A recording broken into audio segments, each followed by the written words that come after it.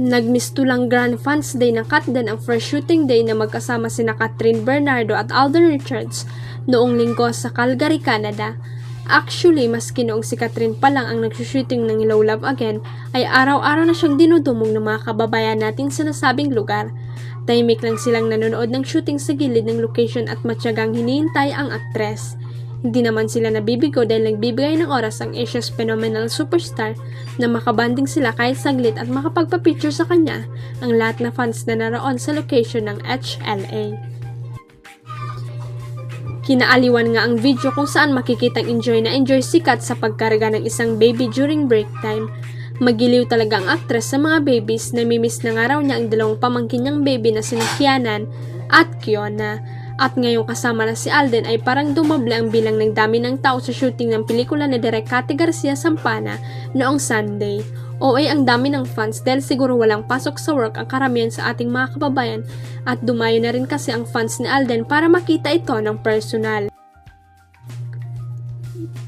Paglabas pa lang ni Catherine at Alden sa holding area ay sigawan at palakpakan ang fans na naghihintay sa kanila. Ang Kat din mismo ang lumapit sa kinaroroonan ng mga fans at sumika sa mga ito. Tilian at kilig-kiligan ng fans nang mapansin nilang todo si Alden sa pag-alalay sa kanyang leading lady, mistulang bodyguard nga raw si Tisoy kay Kat. Walang pakialam ang veteranang aktres na si Miss Celia Rodriguez kung may mag-react sa sinabi niyang si Angel Locsin ang pinakamagaling na Darna.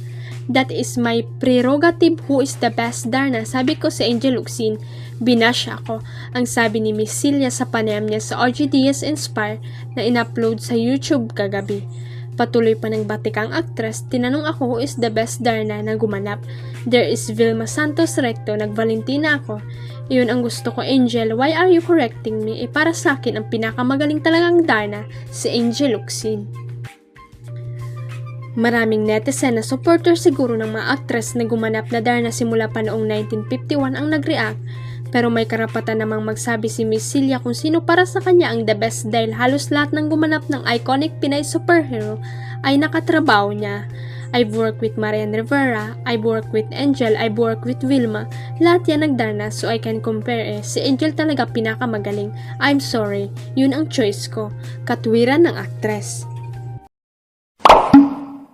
Huwag kalimutang i-click ang subscribe button at i-ring ang notification bell para sa latest at legit chika updates.